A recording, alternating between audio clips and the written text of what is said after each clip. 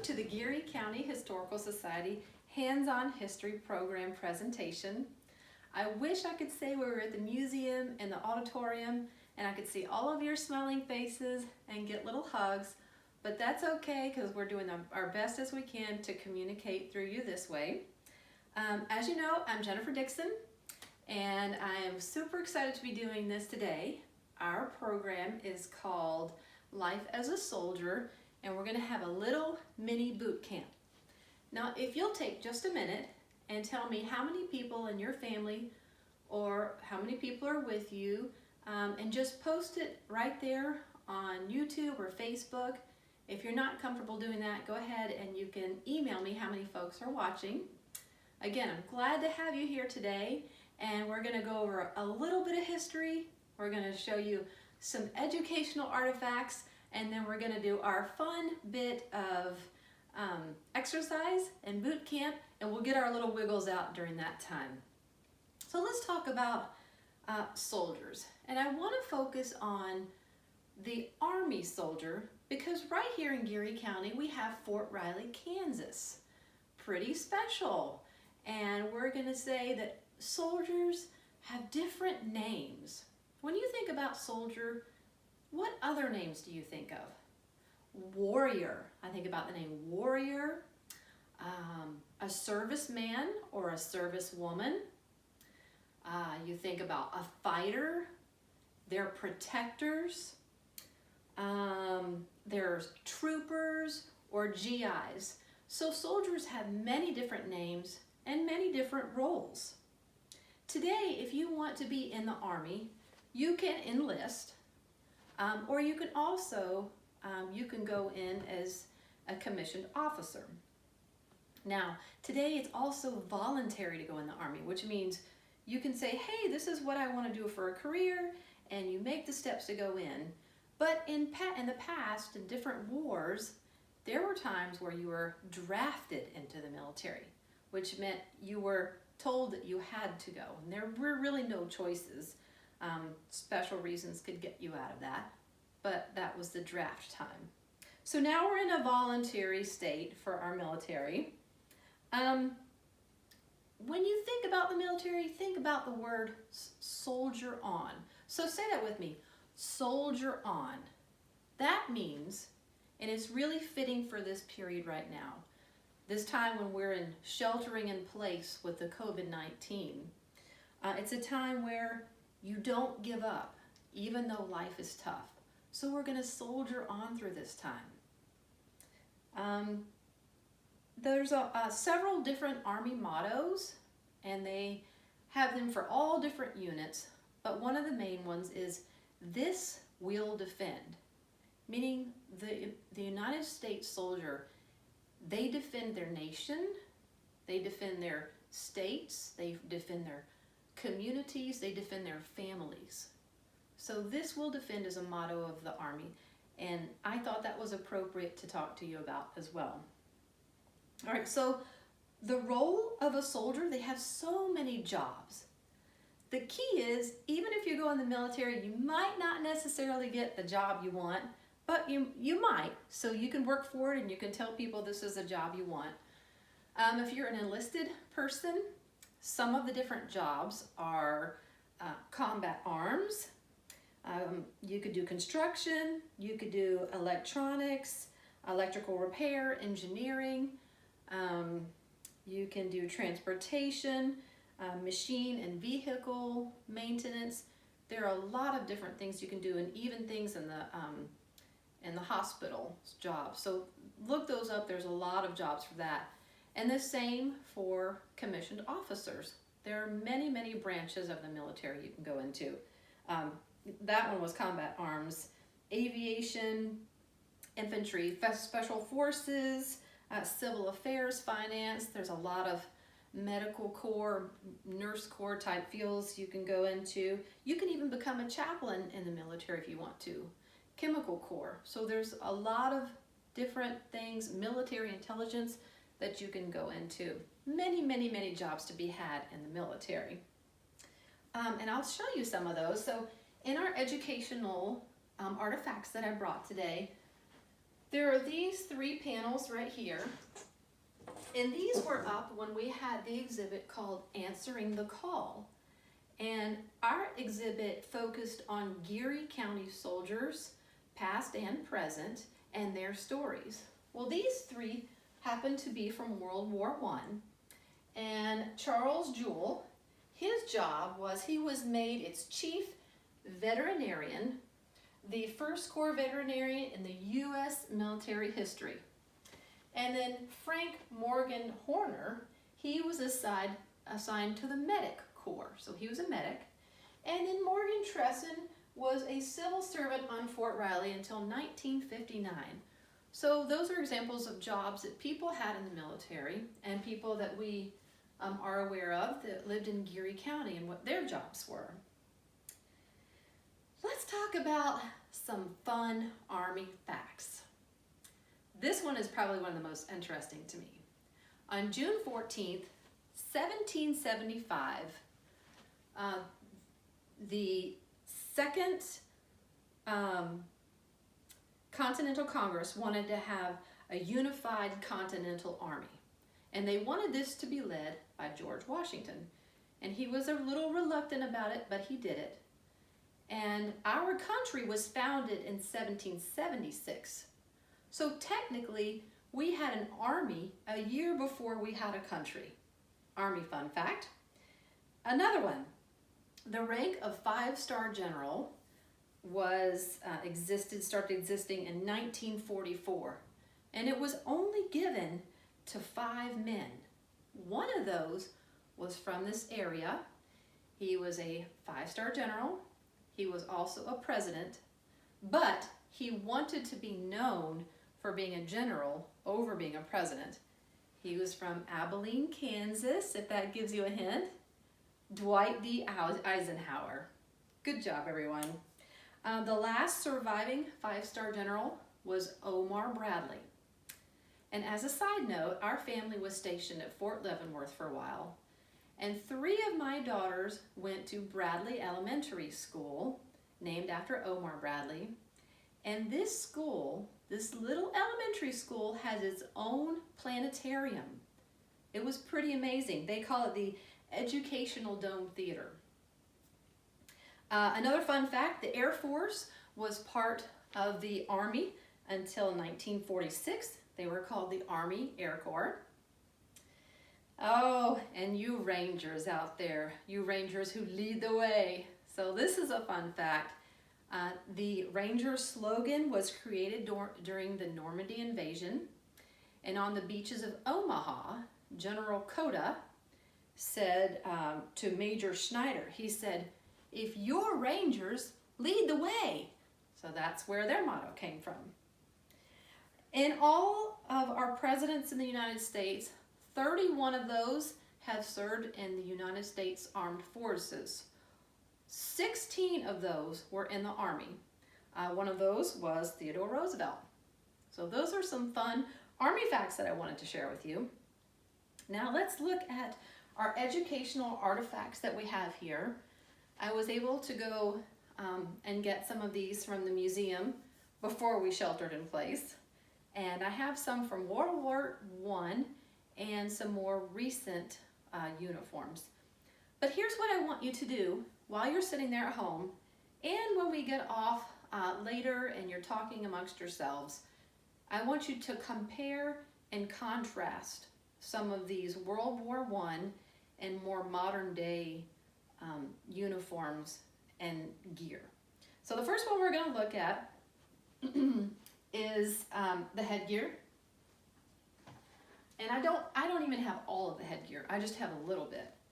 So this is a more modern day headgear. This is made of Kevlar and it's pretty padded inside. It also comes way down over the ears and it covers a lot more of the head than this trench helmet from World War I that kind of looks like it's got a little rim to keep the sun out of your face. And I'm not making light of it, but it's not quite as protective as the Kevlar helmet, but it was protective and it did help some people during wartime. So this is the metal trench helmet. And this is a World War I, more of a parade or dress type cover. And then this one is also a more modern hat. We call this the just a patrol cap. And this is in the universal camouflage pattern. I have to look at my patterns. I have a cheat sheet on the floor over here. And then this looks kind of like an envelope that would fit on your head. And this would have been worn in garrison. What that means in garrison is not at war, but at home when you're around base. This is an in garrison type of cap that was worn. So you can see all of this headgear is very different. And if you pull up like the drill sergeant's headgear and different countries and what their headgear looks like, you'll see all different sorts. And I would encourage you to look up some of those. All right, so some foot gear. What we have here today is our World War I folks had boots on, but they also wore these little leggings wrapped around their calves, and that was to protect their feet and their calves from getting wet. We also have something called a putty or a putty. People call it different things. So this, we had one for each leg, and it wrapped around the calf. And this was more of for a parade type situation or a more formal situation. It wasn't necessarily worn every single day. So that's a fancy putty. And then, so this would be a more modern day boot that would be worn by males and females. And this matched the uniform that it was with. So the more modern day uniforms, this one is a BDU, battle dress uniform. This was meant more for jungle warfare. This one is like for desert warfare. You would wear that most recently to Iraq and Afghanistan to blend into your environment. And then this one matched the hat that I was showing you earlier. And so those are different uniforms, and there are even newer uniforms that are available today. So if you're interested in those, you can look those up. But those are easy, fun contrast, compare and contrast jackets that we have. Weapons. All right, let's talk about weapons. Today, if you go and you join in the military, they talk to you about a gun, your weapon, and they give it to you. You learn how to break it down, how to put it back together, and there are many other types of weapons as well. During World War I, you did not get a weapon right away. You got a wooden gun, and it really is wooden. So you would train with your wooden gun, and then after training, then you were issued your weapon to use. So that's a little bit of difference between then and now also. All right, tools. This is either broken or I don't know how to use it, but these pieces open here. This is a trenching tool. So this would have been during World War I, and you would dig a hole in the ground, and a soldier would get down in the hole and use that hole as protection or as a position to rifle with or to eat in or to sleep in. But this was your trench tool that you would use. And there are tools similar to those today that are just a little more compact. Canteens. Let's look at the canteens. So there's a plastic canteen. It's pretty lightweight. And then this one is an aluminum that you would put water in. I imagine it didn't taste always very good if it was in there for too long. But these are two different types of canteens that soldiers would have carried. And one thing you cannot live without is water. And food, we'll talk about that in just a minute. I know you've spied something over here on my desk that you are interested in. So in World War II, I wish I had it today, but I didn't bring it home with me. It's kind of a rectangular shaped metal container, kind of like a lunchbox, and it had silverware in it that you needed to eat with, but the food that went in it was a little different from what they have today as food. One of those items from World War I was a trench cake. Now, this was a time where there just wasn't a lot of money to put food out there. People had to ration in the United States. They just weren't able to just buy whatever they wanted and send it overseas. So when people were rationing, they figured out how to make something called a trench cake. This is just one example. And eggs were an expensive thing and they didn't get many of them. So people would use vinegar in replace of the eggs. And this is kind of like a thicker type of a cake, and it tasted pretty good. And these are some of the things that you could use that didn't cost that much money or didn't take much rationing up. And I know it's hard to see, but these are some of the items on the trench cake recipe. And if you would like for me to, I can put those on our Facebook page or our Instagram page. Just write me a little note right there, or you can email me. My email is gearyhistoryprograms@gmail.com. And I can send this out to you. And that would be kind of a fun thing for you guys to make while you're at home, sheltering at home. You could make a trench cake. All right. Oh, and I know, I almost forgot. This I had planned to use and let you guys taste some of it when we had a program at the museum, but you might be actually glad that we're doing it online, because I'm not sure that you would think it tastes so good, but I'll have to show you. My cat did everything that she could to break into it and eat it. Yeah, that's what my house is like. All right, so this is called an MRE, Meal Ready to Eat. And in this are a whole variety of things. We'll go through it.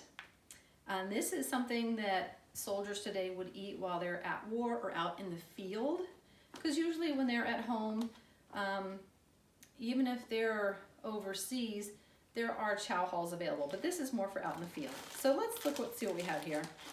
All right, this particular one is called cheese tortellini tomato sauce. Most soldiers will tell you what their favorite MRE is, what's gross and what's good. This is a list of what it's made out of. This is a hot beverage bag. So if you wanted to make coffee, this is something you would use. This is lemon lime powder. And this basically is like a Gatorade type of powder. And you would mix that up to have that drink. Okay, and this is the chocolate pudding dessert powder. You add water and wait 30 minutes, and you've got a delicious pudding. And these are crackers. Okay, and what you could spread on your crackers right here is the chocolate peanut spread. And there you have a tasty little MRE snack. And then finally, well, there's a couple more things. This is a trail mix. It also says recovery, so trail mix. And then you get to your tortellini and tomato sauce.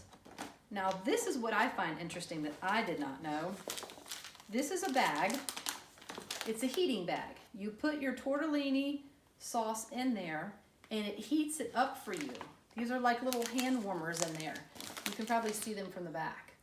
And that's what heats up your tortellini. And of course, if you don't like your tortellini, you use pepper sauce on it to make it taste better. And then you got some condiments, some salt, some sugar, a coffee pack, and there's also a spoon for eating all of your MRE items. Now, that was fun. I hope you enjoyed that. I did realize there's one thing over here that I forgot to show you, so let me do that for you now. So Fort Riley had Camp Funston in the past, and Camp Funston, if you go in the Ogden Gate off to the left, kind of in that whole area there is where Camp Funston used to be. And if you can look at this picture right here, these are new recruits in 1917, and they're receiving all their new uniforms. And what we're going to be doing in just a few minutes is having a boot camp or a basic training.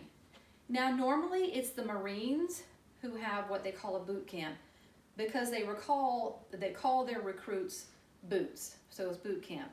Now it's become a real popular name for a lot of companies to have boot camp exercises, and this is my first recruit, Max. Oh, we'll call him a drill sergeant. He thinks he's in charge of the house. So that's Max. And anyway, but today we're going to be having a little basic training, little tiny mini boot camp. So guys, if you're in your living room, you want to spread out just a little bit, okay? So get to be about this far apart from one another, and if you don't have a large space, maybe someone could stand there, maybe someone here, but spread out just a little. You don't have to have this much space, but about this much space. And you're gonna watch me. I'm gonna run upstairs, and I'm gonna run out, and we're gonna have a boot camp with 2 recruits. All right, get ready. You're gonna see me run so fast that I'm gonna be there before you even know it. Here we go. Welcome back, everyone. This is our basic training boot camp section. I hope you're ready to go. In the Army life, you would have a 10-week basic training session. This is gonna be about a 10-minute basic training session. And I bet you didn't even see how fast I run up here because I ran so fast. Here we are, we're ready to go. We have our 2 recruits, recruit thing 1 and recruit thing 2. And so they're going to be learning some very basic things today. They're going to learn how to stand at attention. They're going to learn parade rest. They'll learn how to properly salute. And they're going to do a couple of push-ups and sit-ups. So everybody who's at home watching, spread out in your living room. Make sure you have enough space. Remember, about this much space between each of you. So, because when you go to learn how to salute, you want to have that space. All right, hopefully everybody is about ready. Don't fight with your brother or sister, just spread out. You got this. All right, here we go. Basic training boot camp. The first thing we're gonna learn is to stand at attention. So girls, what you're gonna do is you're gonna put your feet just slightly apart, like this. Okay, your arms will go straight down by your sides, curl your fingers in, and then rest your thumbs in front of your fingers. So this is what it looks like. You'll stick your chest up and you'll stand very straight. So this is the position of attention. So let loose. Let's say you're hanging out and I say attention. You'll say attention. All right, good. Now the next thing we'll go is to parade rest. So after we're standing attention, I'll say parade rest. Parade rest.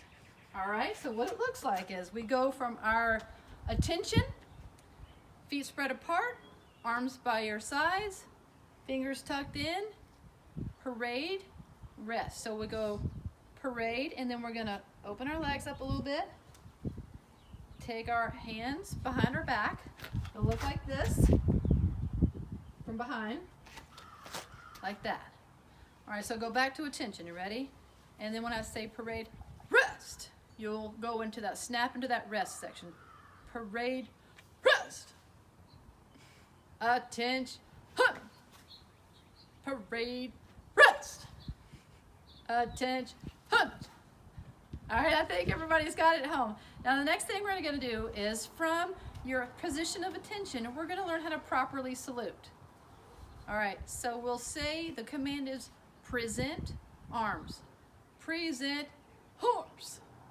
Now, if you look, put your arm up. Your right arm should be parallel with the ground. So your arm should be parallel with the ground, a little bit higher.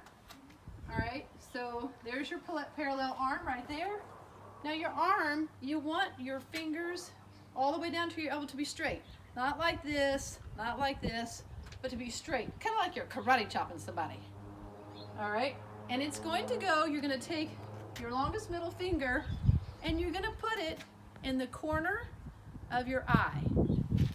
So yes, right there, right here. Good, so look at me, be like this. And so you'll go from the position of attention to present orbs. Don't be doing all this craziness now. All right, so here we go. Everybody's hanging out. We're gonna do attention. Attention. Huh. Present arms. Okay, so we want the body straight here and here. We don't want buns sticking up in the air. Okay, back straight. Thing one, straight, thing two. So this is a push-up position. You are going to go all the way down to the ground and touch your chest and back up. All right, ready, go. All the way down and all the way back up. All right, try to do one at your own speed. Do a push-up. Come on, recruits. I'm gonna send the drill sergeant out here to get you. Okay, do a push-up on your own. Ready, down and up. Ladies and gentlemen, we've got some recruits that are in poor condition, and it's going to get real serious around here. Okay, stand up. Okay, the next thing we're going to do is to learn how to do a sit-up. And there's a reason I'm teaching you these things. The APFT, the Army Physical Fitness Test. It is a 2-mile timed run. It is how many push-ups you can do in 2 minutes and how many sit-ups you can do in 2 minutes. And your age determines how many you should be doing and what your score of your physical fitness test is. And so we're going to practice a proper sit-up. All right, so you go into the sit-up position and you're going to come and hold her feet. So sideways. Thing one, can you turn your body that way? Thank you. Yeah. All right, go down and hold her feet. Now hands behind your back, behind your head. Come all the way up and touch your chest to your knees and back down. Okay, good. Now switch and you show us how to do it.